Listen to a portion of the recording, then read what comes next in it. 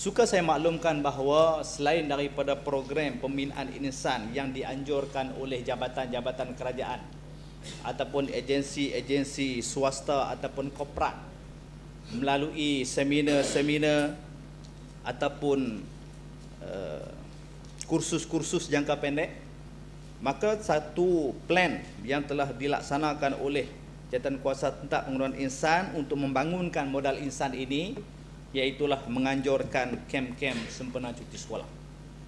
Untuk makluman ahli yang berhormat dan tuan-tuan dan puan-puan sekalian, antara kem yang telah kita beri penekanan iaitu kem anak soleh.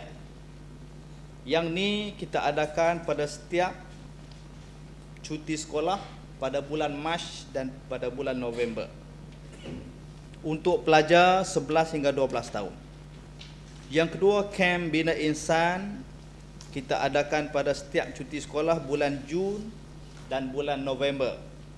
Ini untuk pelajar 13 hingga 15 tahun. Yang ketiga, kem bina saksiah. Ini setahun sekali pada cuti bulan November untuk 15 hingga 17 tahun.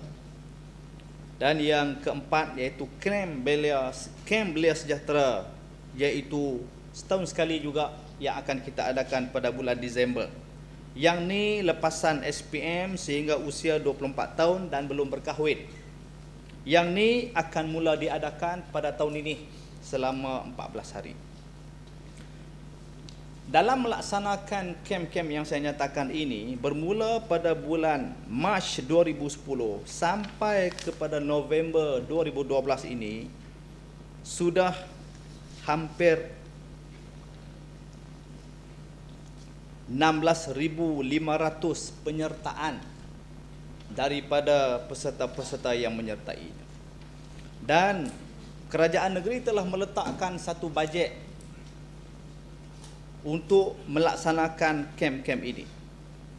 Alhamdulillah, pada tahun ini untuk sesi cuti hujung tahun sekolah pada bulan November dan Disember ini, kerajaan telah memperuntukkan sebanyak RM794,745 bagi melaksanakan 14 program melalui 4 kem yang saya nyatakan.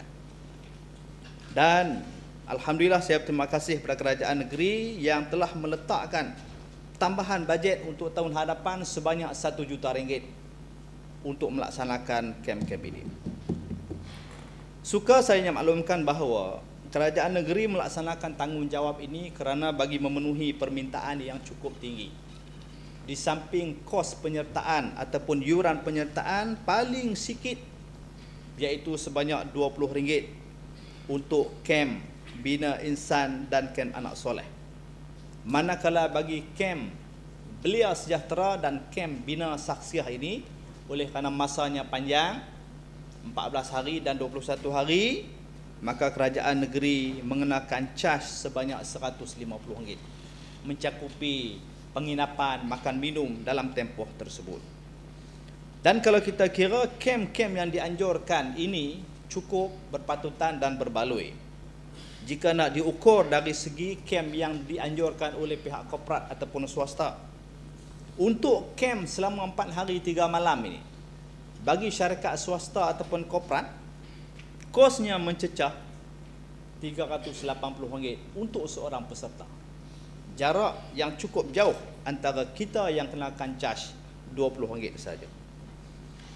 Selanjutnya, bagi membangunkan modal insan di kalangan belia remaja ini, kerajaan negeri juga mengambil tanggungjawab sosial ini, iaitu dengan mewujudkan pusat latihan yang saya telah jawab sebentar tadi, iaitu pengambilalihan Institut Latihan Belia Sejahtera daripada Paya Pahlawan Lake Resort di Mukim Binjal, daerah Kubang Pasu. Dan sekarang dalam proses untuk penambahbaikan dan baik pulih prasarana yang insya-Allah akan membolehkan kita melaksanakan program tersebut pada November ini. Pada Disember ini, mulai 12 Disember hingga 25 Disember nanti. Yang kedua, saya juga ingin menyentuh perbahasan yang dibangkitkan oleh Guar Cempedak berkenaan dengan keperluan kerajaan negeri mewujudkan dana ataupun peluang-peluang pinjaman kepada usahawan Bumiputera. Saya ingin menyatakan bahawa kerajaan negeri secara spesifiknya tidak menyebut secara langsung dari segi apa-apa dana pinjaman ataupun bantuan kepada para usahawan ini. Tetapi melalui PKNK, Perbadanan Kemajuan Negeri Kedah, telah memperuntukkan suatu dana yang dinamakan Dana Teroka Usahawan ataupun pinjaman kepada para usahawan.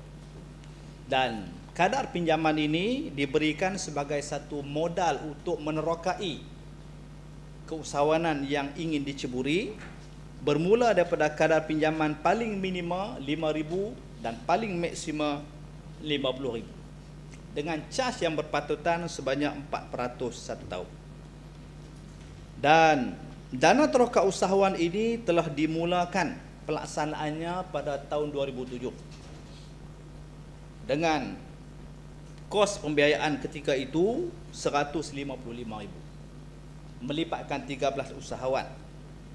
Tahun 2008 bertambah 410,000, melibatkan 26 usahawan. 2009 bertambah 1.736 juta, pertambahan yang cukup ketara, melibatkan 79 usahawan. Tahun 2010 peningkatan sekali ganda 2.965 juta, melibatkan 136 usahawan. Dan 2011 1.16 juta, melibatkan 46 usahawan. Dan terkini 2012 sehingga November 2012 iaitu 1.138 juta.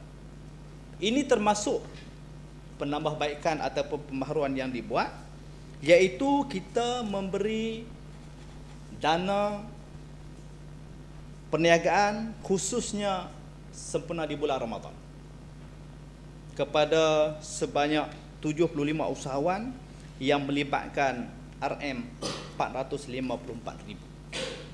Satu pelan jangka pendek kepada ibu-ibu tunggal, kepada kaum wanita yang minat dalam perniagaan dalam bulan Ramadan. Maka tanggungjawab ini diambil oleh PKNK untuk membiayai pelan jangka pendek ini, iaitu mereka dibenarkan untuk berniaga sepanjang bulan Ramadan dan jangka bayar balik dalam tempoh 3 bulan selepas itu. Dan kos keseluruhan yang dikeluarkan oleh PKNK sebanyak 7.564 juta dengan melahirkan usahawan sebanyak 411 orang. Ini di bawah PKNK. Jadi bagi menjawab apa yang telah dibangkitkan oleh Guar Cempedak, sebenarnya kerajaan negeri telah merangkap pelan untuk membiayai usahawan-usahawan yang ingin menjadi usahawan yang berjaya dengan saya nyatakan tadi.